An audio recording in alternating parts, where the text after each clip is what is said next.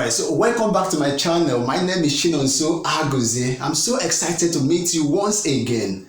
Alright, so today I'll be sharing with you 4 things that you need to avoid if you want to run a successful business. 4 things that you need to avoid if you want to start, run, and maintain a successful business. These tips has helped me, and I know that if you follow them religiously, it will also help you too, because this is not one of those things that I've read in books or somewhere. This is based on practical experiences, and it doesn't matter whether you are running a company or a one-man show business. It doesn't matter whether it's offline or online. It doesn't matter, because being me, someone that has been rooted in entrepreneurship since early age, because when I was just 7, staying with my grandma, I've been the one running her own businesses. All right, and even when I got to stay with my own parents, I've been the one running their own businesses. And even now that I'm still all alone, I'm still the one running my own businesses, because I have business online and offline. I have written a book that's been approved and recommended by the federal government of Nigeria to be used in school across the country. All right, and I'm still running my own business because I have a retail store. Okay, so now having said that, if you follow these tools, these tips religiously, it will help you to skyrocket and to scale your business, because it has been tested and approved. All right. So having said that, now let's go on a short break and we'll be right back.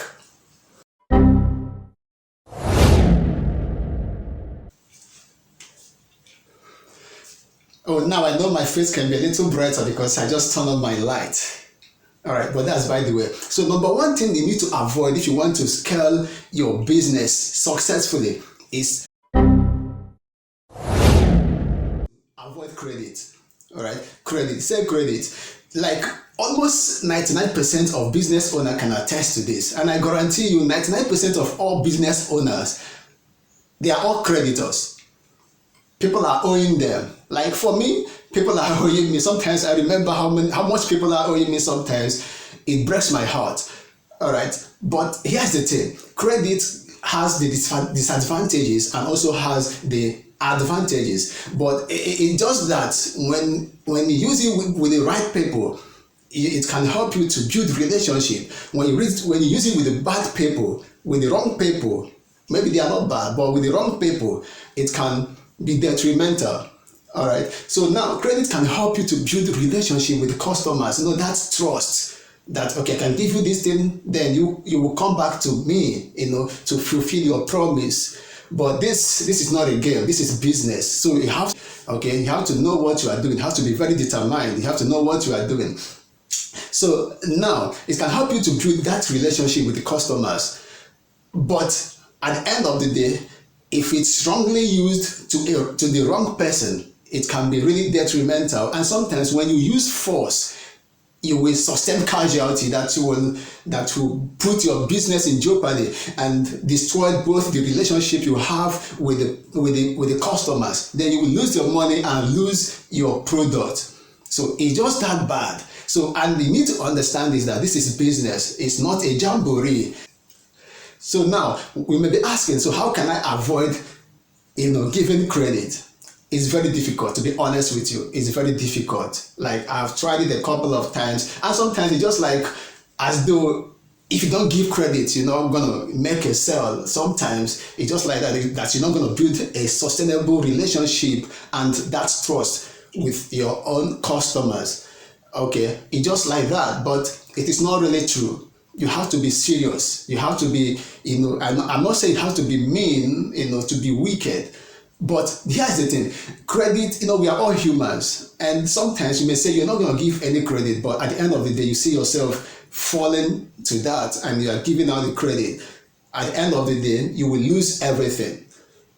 So now you may be asking, okay, now how can I avoid giving credit? And to be honest with you, I think this is one of the difficult things to do in most businesses. And especially here, it comes from people that you cannot really say no to.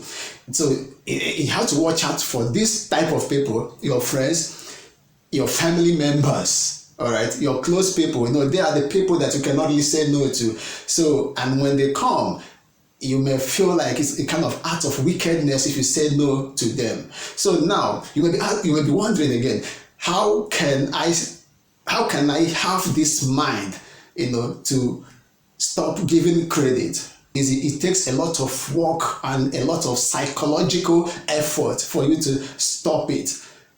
And you really need to stop it, because for your own good and for the goodness of your own business, for your business sake, you need to stop it. You need to stop it. So now, how can you stop giving credit? You can stop giving credit by utilizing this number 2 that I'm going to show you in this video.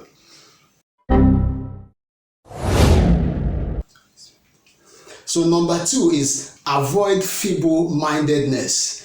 All right, feeble, deficiency in physical strength. But here we are not talking about the physical strength. We are talking about the emotional strength. Here I mean you being able, the ability to stick to your decision. Here it means you being unwavering to your own decisions and to your own words. Like, you're not going to be the type of person that what you say in the morning is not going to be what you will say in the afternoon and the evening. So what I mean by this is that you're not going to be the kind of person that is not going to stick to your own words. All right, so you have to be able to make a strong decision and have the kind of capacity and the kind of willingness to follow through. So when I say feeble-mindedness, it has to be psychological and unwavering psychological, backed up with strong emotions. Another way to make you to understand this is you set boundaries. All right, you have to set boundaries in your business, and this is not even only in your business. This has to do even in your personal life. All right, so let me share this particular practical experience with you. So, in Nigeria, power supply has been a very big challenge. So in my business area, we used to have lights almost on a constant basis. So I said, okay, and people are trooping inside the store, to charge their gadgets. And when I knew this is disturbing our business activities, so I said, okay, could there be a way that we can make this to be outside? So I created a space outside the store where people can be able to charge their gadgets free of charge. But now, could you believe that after doing that, people are still trooping inside the store seeking for ways for them to charge their gadgets just for free, even after making that kind of provision out of my own benevolence. All right. So, but had even I'm not the person that has that kind of strong or willpower to make and to stick to my own decision, it would have disrupted my own activities. So at the end of the day, I have to say no. This is what I want. If you want to charge your own gadget, you have to be outside there and stay there and charge it for free. So number 3 is don't overpromise. Like, avoid excessive promise. Because it doesn't make any sense. Like, does it make any sense that you promising something that you cannot be able to fulfill? You making so much promises that you cannot be able to accomplish. It doesn't make any sense, because at the end of the day, you will be the one losing. You will lose your integrities and lose your customer relationship and the trust they have in you.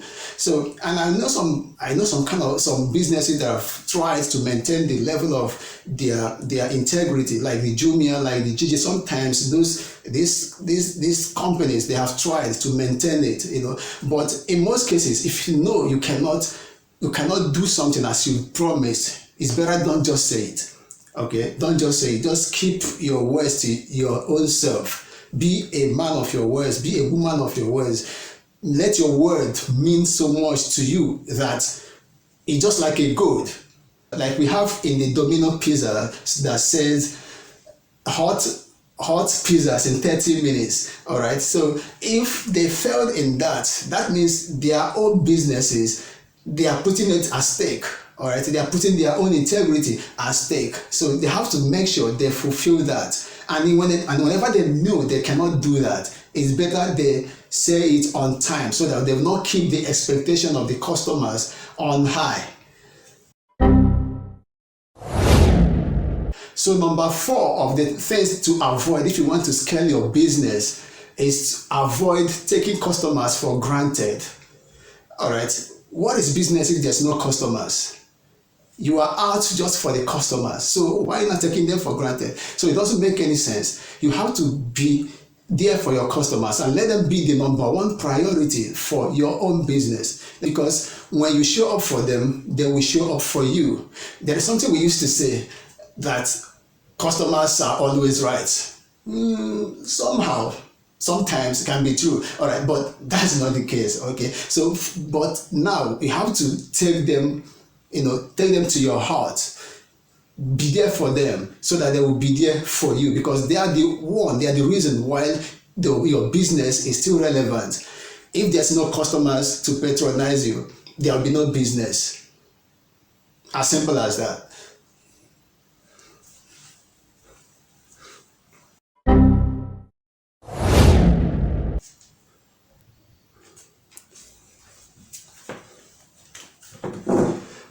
Oh, let me have a seat. If you're still with me to this end, you have a bonus. I guarantee you deserve it. So after you've put all these things together and you've put them to work, to crown all of them together, you've stopped giving out your products out for credit, you stopped over-promising, you stopped being feeble-minded and taking your customers for granted. Then when you've put all these things together, they will now form like a unique selling proposition that will help you to stand out from the market. It will help you to stand out, to be unique from the rest of the businesses. All right, so thank you so much for watching to this end. Please make sure you subscribe and like and share. Thank you so much, and see you next time.